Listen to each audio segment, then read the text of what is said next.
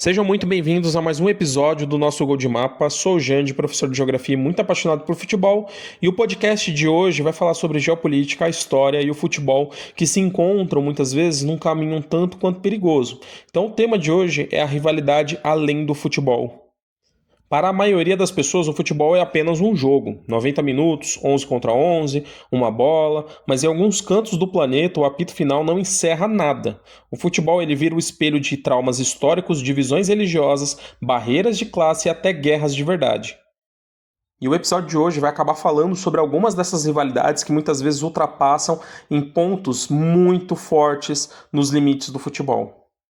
E o nosso primeiro tema, que nós vamos falar é sobre a rivalidade de Glasgow na Escócia entre Celtic e Rangers. É o clássico conhecido como Old Firm.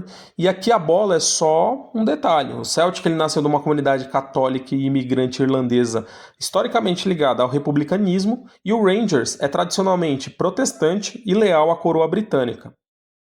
Então essa rivalidade entre Celtic e Rangers acaba não sendo somente um jogo de futebol. É um debate sobre identidade nacional e religião que acaba muitas vezes trazendo efeitos nas arquibancadas. Ainda no Reino Unido, mais precisamente em Belfast, na Irlanda do Norte, nós temos um clássico conhecido como Big Two entre o Glentoran e o Linfield. E esse clássico acaba dividindo a cidade entre unionistas protestantes e nacionalistas católicos, e nos anos mais violentos da Irlanda do Norte, esse clássico era um termômetro de tensão das ruas. E se formos falar sobre consequências de guerras, em Mostar, na Bósnia e Herzegovina, nós temos o clássico entre Zrinjski e Veles, que é reflexo de uma cidade que foi dividida ao meio. O Zrinjski representa uma comunidade mais voltada para a etnia croata católica, e o Veles ligado aos bosníacos muçulmanos e um passado um pouco mais ligado também à Iugoslávia. Ainda falando sobre a Iugoslávia, mais precisamente na Sérvia, nós temos o derby eterno entre Estrela Vermelha e Partizan, que nasceram após a Segunda Guerra Mundial. E hoje essa rivalidade acaba sendo alimentada por um ultranacionalismo e um controle das ruas da capital Belgrado, e com certeza é uma das rivalidades mais hostis do planeta Terra. Outra rivalidade que nasceu entre vizinhos, nós vamos falar sobre a cidade de Istambul, dividida entre dois continentes. No caso, Istambul é uma cidade transcontinental, então metade da cidade está do lado asiático, metade está do lado europeu, e aí nasce a rivalidade entre Fenerbahçe e Galatasaray. O clássico intercontinental, como é conhecido, nós temos o Galatasaray fundado no lado europeu, historicamente ligado a uma elite intelectual e também à nobreza, e o Fenerbahçe no lado asiático, que é um clube do povo, dos trabalhadores. Então, atravessar a cidade, principalmente o Estreito de Bósforo, que é uma ponte que acaba cruzando os dois lados em dia de jogo, é entrar em um território muito perigoso. Na Grécia, nós temos o clássico dos inimigos eternos. Então, olha para você ver o nível do ódio entre os dois times, no caso, o Panathinaikos e o Olympiacos. O Panathinaikos, que é da capital Atenas, representa a alta sociedade, e o Olympiacos, que nasceu na cidade de Pireu, ou seja, uma cidade portuária, carrega o orgulho da classe operária. Hoje, essa divisão de classes mudou, mas a violência e a paixão ainda cegam muito os torcedores. E por falar em classe operária e violência pura, nós temos a cidade de Londres com West Ham e Millwall, e aqui pode esquecer o dentro de campo, é uma rivalidade que começou lá no século XX entre operários de estaleiros, e esse ódio ele foi imortalizado. Um ponto importante para destacar essa rivalidade entre West Ham e Millwall é que esse ano nós vamos ter 2 jogos entre os dois clubes, no caso na Championship, que equivale à segunda divisão inglesa. Vamos até a Polônia, mais precisamente em Cracóvia.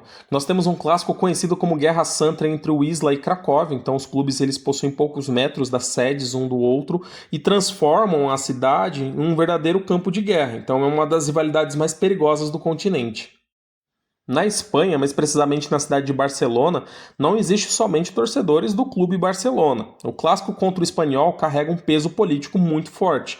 O Barcelona sempre se colocou como um time da Catalunha, com o símbolo do nacionalismo catalão. Já o Espanhol, como o próprio nome já diz, ele foi fundado em locais que não tinham problema em se aliar ao Estado espanhol. Então é um choque entre o separatismo e o centralismo na Catalunha.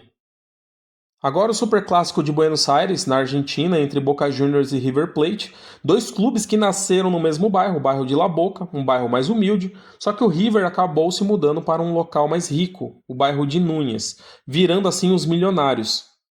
Enquanto o River, ganhando o apelido de Milionários, continuou mais relacionado a uma elite, o Boca continuou num bairro mais humilde dos imigrantes.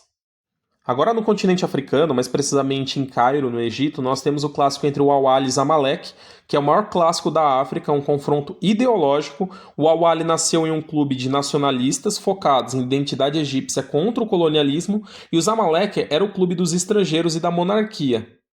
Este clássico é tão conflituoso que por muito tempo os árbitros estrangeiros precisavam ser contratados para apitar o jogo para evitar acusações de favorecimento de um clube ou do outro.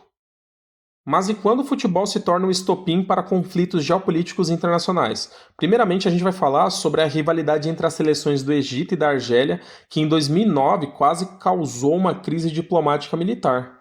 Em um jogo das eliminatórias da Copa, ônibus foram apedrejados na cidade de Cairo e ataque a torcedores em Khartoum, no Sudão, fizeram os dois países convocarem seus embaixadores e ameaçaram cortar relações.